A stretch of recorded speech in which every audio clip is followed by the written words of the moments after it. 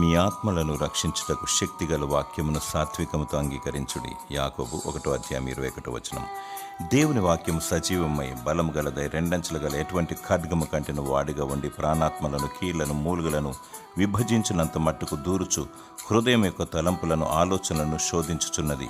ఈ శక్తివంతమైన వాక్యాన్ని పొందుకోవాలనుకుంటే యేసు ప్రభు చెంతకు రావాలి, ఆయన చెంత నేర్చుకోవాలి. ఆయన సాత్వికుడును దీన మనస్సు గలవాడు.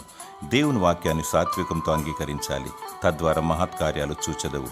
దేవుని ఉచితమైన మహాకృపను బట్టి రక్షణ నిరీక్షణ కలిగి నీ ఆత్మ భద్రముగా కాపాడబడును.